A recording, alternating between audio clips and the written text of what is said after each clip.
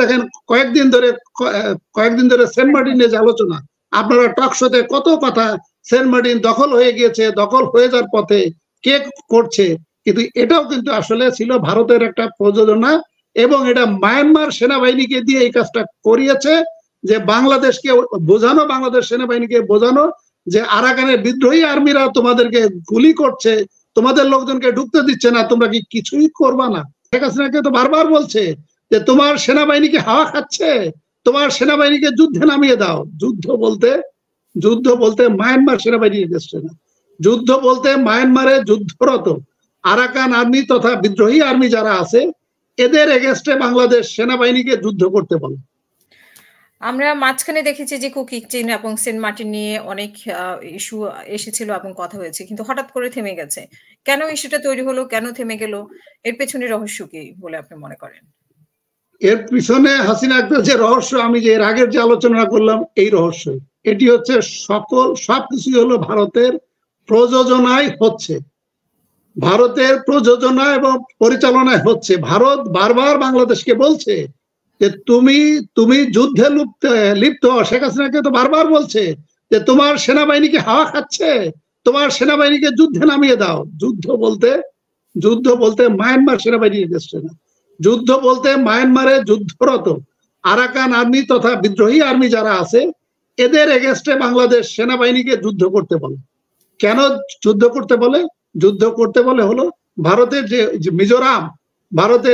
মিজোরামে $4 billion investment আছে Kaladan multi মারপাস project, এবং এটি যদি মায়ানমারের অপোজিশন আর্মি যদি উইন করে যায় তাহলে তাদের এই ইনভেস্টমেন্টটা হ্যাম্পার হবে এবং ওইটাও তাদের বেদখল হয়ে যেতে পারে।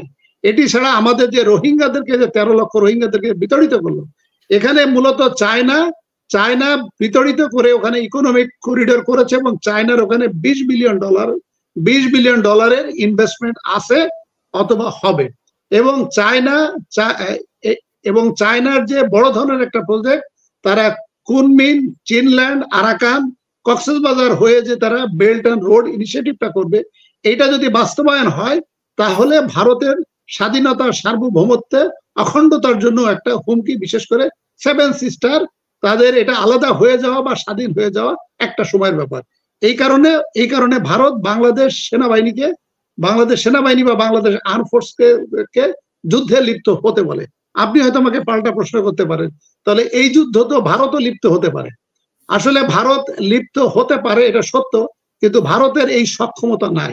কারণ ভারত যদি এই যুদ্ধে লিপ্ত হয় তাহলে ভারতের 3 ফ্রন্টে যুদ্ধ করতে হবে।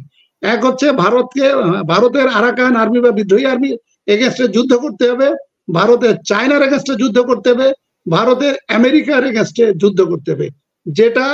যেটা হ্যান্ডেল করার সক্ষমতা বা ক্যাপাসিটি বা ক্যাপাবিলিটি কোনোটাই ভারতের নাই, যে একসাথে আমেরিকা, চায়না এবং মায়ানমারের বিদ্রোহী আর্মিকে হ্যান্ডেল করার জন্য। এই কারণে বাংলাদেশকে ভারত এটা ব্যবহার করতে চায় যে বাংলাদেশের ভূখণ্ড একটা প্রক্সি ওয়ার হিসেবে বা প্রক্সি ওয়ার ল্যান্ড হিসেবে যাতে ব্যবহৃত হয়, এবং ভারত বাংলাদেশকে বলছে যদি তোমার হেল্প লাগে আমি হেল্প করব।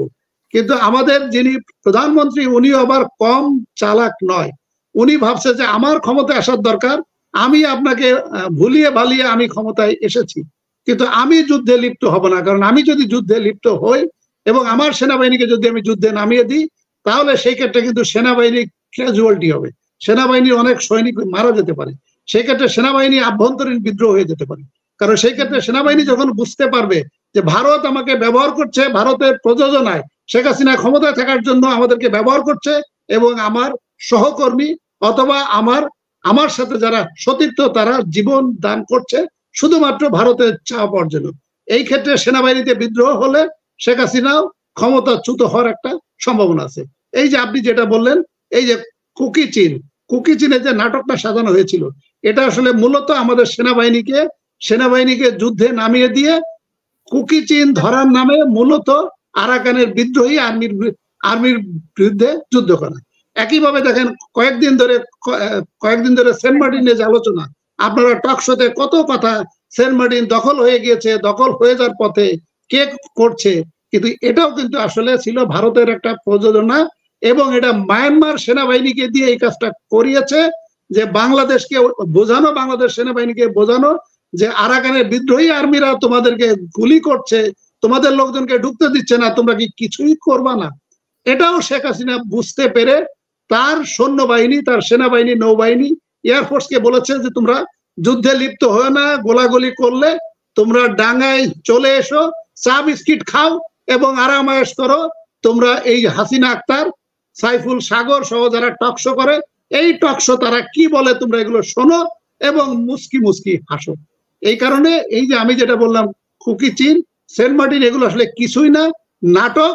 এটা ভারতের প্রযোজনায় বাংলাদেশ সেনাবাহিনীকে যুদ্ধে নামানোর একটা কৌশল ছিল।